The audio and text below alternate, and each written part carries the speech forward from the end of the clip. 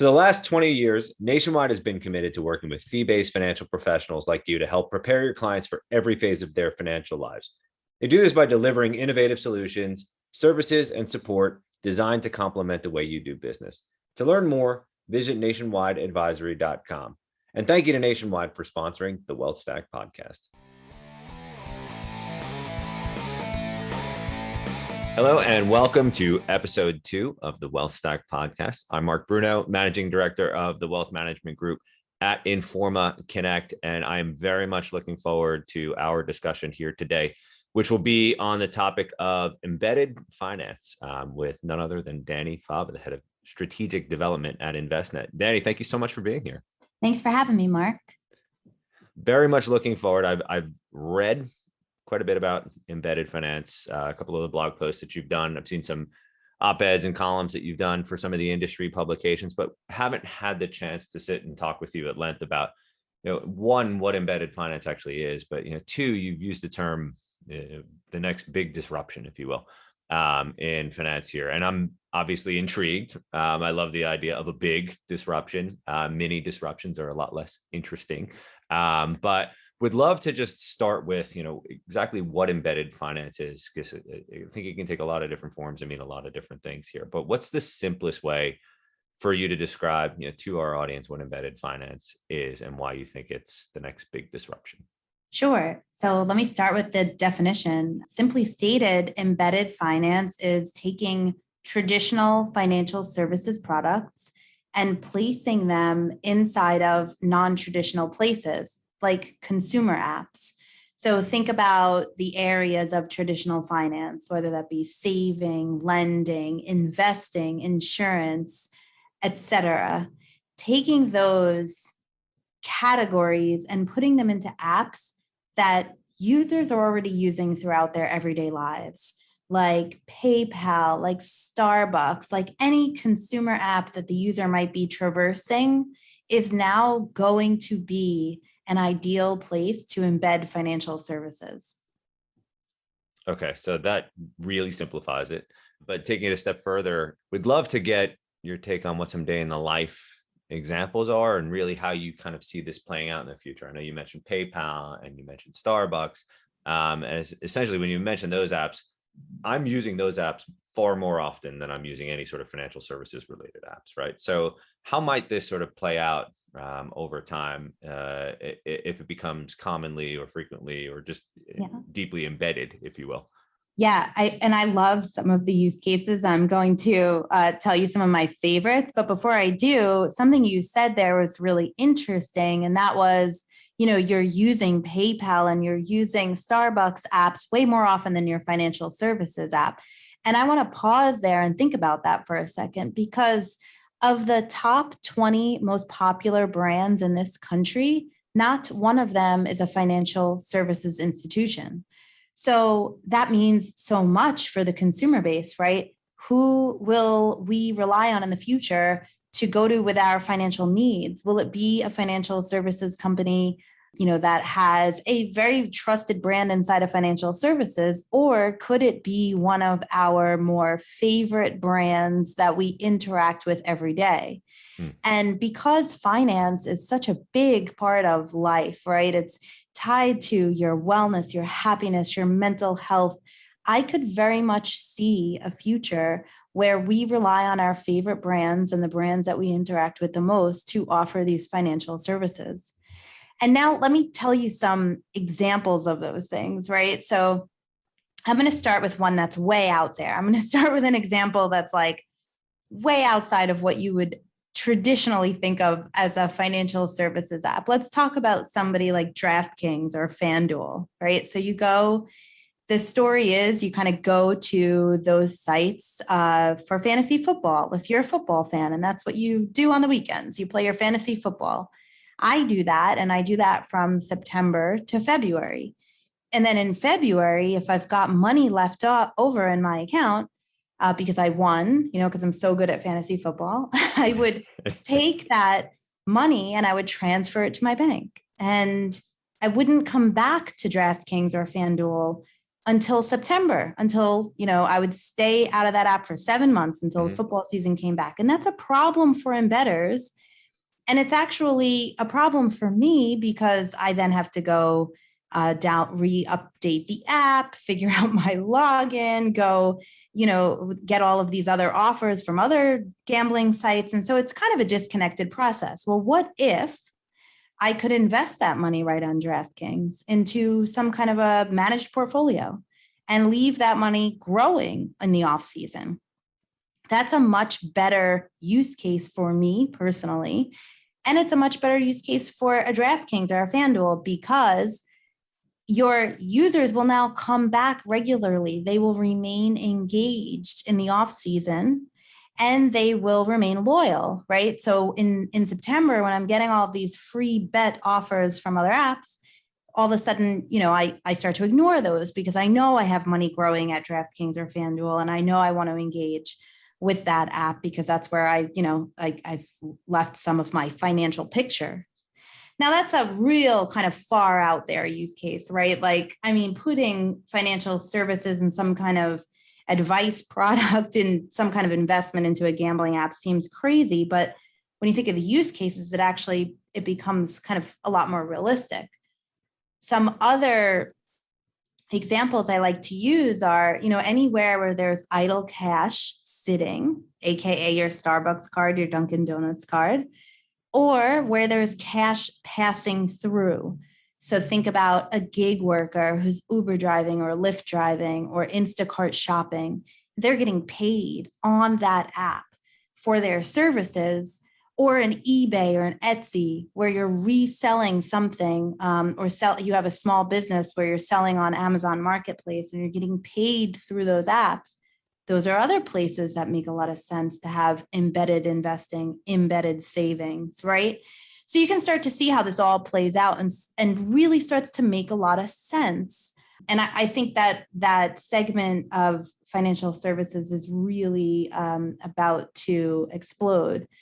As a matter of fact, some of the stats that I like to use are from the FinTech Times, that 73% of brands, all brands, 3/4 of all brands plan to launch embedded financial services in the next 3 years, which is astronomical. That's pretty phenomenal. And I will say, the way you brought it to life, you mentioned DraftKings and FanDuel and positioned it as being out there. I don't think it's out there at all. I actually could see an instance where, my financial advisor pops in and says, "Are you sure you want to join another fantasy football league? Because you never win," right? But when you mentioned just the idled cash, right, and how little work your money is doing for you sitting in a FanDuel or a DraftKings account, it's a great point. And there's far more interaction, I'm sure, with a FanDuel account on a Sunday than there is with any of the major brokerages, banks, or other financial institutions, right? Exactly. And I think it's a phenomenal concept. What I'd love to understand, you've used the term super app as well. What exactly does that mean? And is a FanDuel a super app? Is a Starbucks a super app? Or is it really more just sort of a central thesis that you have here for where embedded finance kind of lives and takes place most frequently? Yeah. So super app is something that's sort of foreign to us at the moment. I don't think that America, the United States, has any super apps yet. We have apps that are coming close, but really where the term comes from is from WeChat in China. And in WeChat, you can do pretty much anything. As a matter of fact, there's not much you do outside of the WeChat app. It really contains all of your e-commerce, all of your financial services, all of your social media is embedded inside of this one app, right? We haven't gotten there in the United States yet, but this is kind of their nirvana that some apps are trying to get to.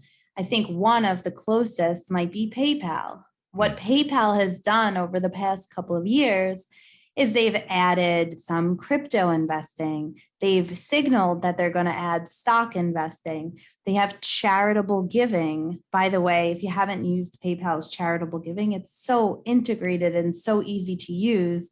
You may never use another charitable giving app. So they've added so many things that are kind of like integral to your life beyond just e-commerce, beyond just paying for a product. It's got rewards and credit. So they're really kind of, I think their vision is to be that super app. You can make direct deposit now there too. I can see them expanding into, employer benefits. They've got really sort of high sights or big vision around becoming this super app. It's interesting. And PayPal is a good one. Are there other apps that you would give sort of, or maybe, or foreshadowing, excuse me, sort of super app concept? I think about just the rise of personal payments apps. I think about, unfortunately, how much I use Venmo these days. And how much more I use it than cash. Are those the types of apps that you could have the potential to become these, super apps? Yes, I think any app where you as a user are spending a lot of time or frequenting in an app that you trust and has a good user experience has the potential to become our country's first super app. I think in a lot of ways, Facebook was heading down this road. I think Facebook has lost a lot of trust, and that's going to hurt their ability to get there.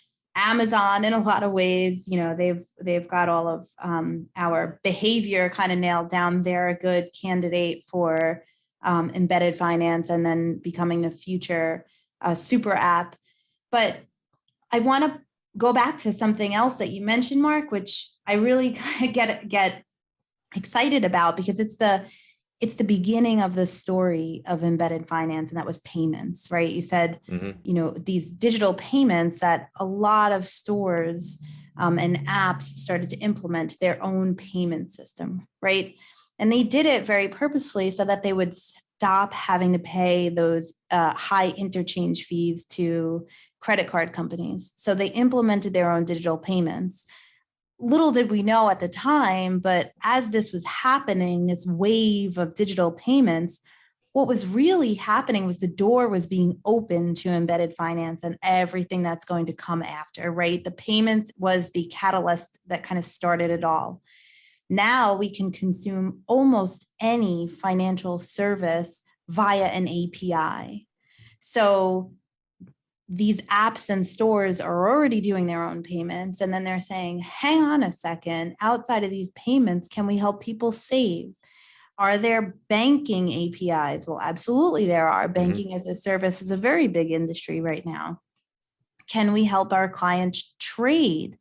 As a matter of fact, there's a company called Bumped, which I think is kind of starting to hit on this as well, where you can get stock as a reward for being, a shopper at different brands. Well, McDonald's is one of those brands, and they were Bumped with giving McDonald's $5 in McDonald's stock. And that drove 120% increase in spend at McDonald's. Now, that's unbelievable, because you would think that McDonald's is sort of a commodity, right? Where you're never going to really increase your McDonald's intake but this kind of just shows how much a brand could benefit from getting into embedded finance. So that payments is sort of something that's already happened, but it really was the very beginning of this whole wave of embedded finance. Yeah, no, it's a great way of looking at it. Very rare that, personally, I stopped to think about how much my behaviors have changed. It's every once in a while, like when my girls who are 13 were at Carnival at their school this weekend and they wanted fried Oreos and ran out of cash. They text me and ask for my Venmo, right? And they can pay somebody on the spot, $6 with, my Venmo. And I'm realizing how much the world and our behaviors has changed, right? So I think about 10 years from now, right? What will their world look like when it comes to saving and investing and planning? And that actually leads me to my next question. A lot of what you're talking about is, or feels like, future state. And you mentioned the super apps. We're not quite there yet, but we'll get there in time. How far away are we from actually living in this embedded world that you're describing? I think 3 to 5 years is my best guess. Things are moving very quickly, and from where I'm sitting and where Envestnet is positioned, I see that this market is very ripe and very excited about increasing access to these financial services. And I want to say something about, your girls using your Venmo account to buy their snacks at the festival. That's also like, think about that. Who will your daughters know as the trusted financial services brand? Yeah. Right? Venmo.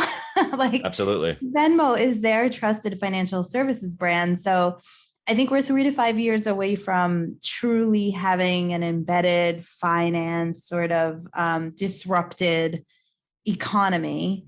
But I think we're about 10 to 15 years away from traditional financial services brands changing, right? The landscape of who is the trusted financial services brand for the next generation.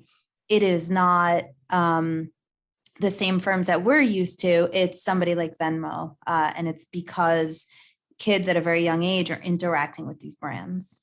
Absolutely. They're way more familiar with Venmo and Acorns than they are with any brick and mortar financial institution. That is absolutely for sure. I do want to ask you, obviously our audience here is primarily financial advisors. And what you're talking about here is obviously big disruption, uber macro change. But if you could kind of bring it down to the local level a bit, why is this concept of embedded finance in the direction that we're heading? Why is it so important for financial advisors to understand right now? A couple of reasons.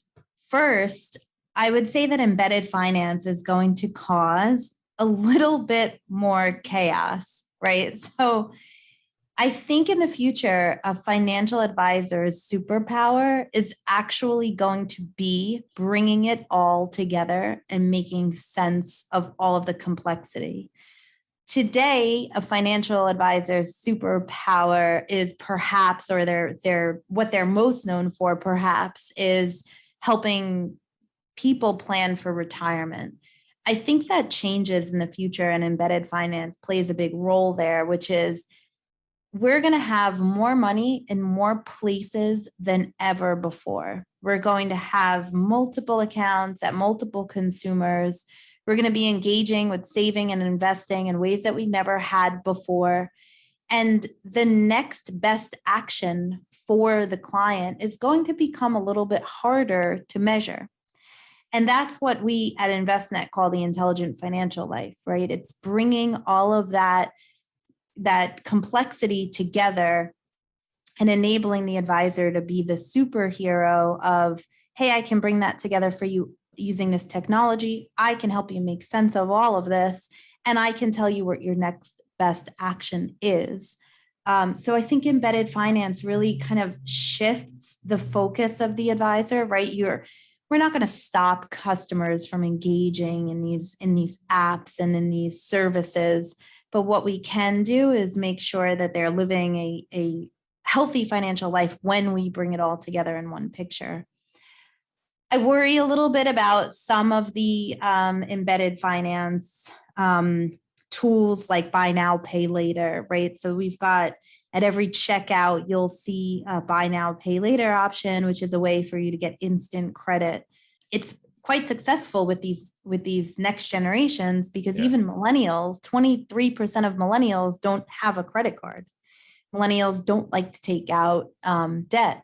So I think buy now, pay later has been successful because it's sort of that like immediate on the spot, oh, I can do this. I don't really need to use a credit card. I don't like credit cards. But it creates chaos and it creates separation where I might not know how much I owe month to month anymore, and it's difficult to keep track of. And so I think embedded finance it's good for access. It's going to increase the accessibility of many different tools within financial services to people who haven't had access before, which is very good. But it is also going to cause a lot more complexity, which financial advisors are going to have to help their clients with. Another thing I think that embedded finance is going to do is it's actually going to lead to, and this is, I would say, more on the 5 to 7 years out, it's going to lead to very interesting lead generation opportunities for financial advisors. So everyone knows, gone are the days of having in-person seminars. Where are advisor leads going to come from next? Some may say social media, and I think there's merit in that. But I'm going to say that actually these embedded financial services tools are going to play a role. So I look at somebody like American Express, who has just launched a full financial planning tool. They partnered with a startup called Bodeswell. It's got a very nice look and feel, very self-driven. Well, if you've got, thousands of customers filling out a financial plan on American Express, then what you've actually created is a really interesting lead gen opportunity for financial advisors. How that shapes out in the future, I'm not sure, but what I can say is that financial advisors should be aware of these potential opportunities, because at some point they will become available. And I think we'll all, as an industry, need to take those pretty seriously. And we want to be engaged and involved in those opportunities. Yeah, that's a great point too. It's just in terms of lead generation, you think about financial advisor could obviously have access to your information, and obviously they could reach out whenever they might want to, but more importantly, they have a sense for your behaviors and your immediate needs, right? Which, yeah, in a way, if you add that all up, all the various touch points that you've mentioned throughout this discussion here, the financial advisor has the ability to be so much more informed, if and when they pick up the phone, send an email, right? Or reach out to a prospect in the environment that you just mentioned. So I know it's 5 to 7 years out, but looking forward to seeing how that all comes together, and how that just accelerates the adoption more broadly of financial advice.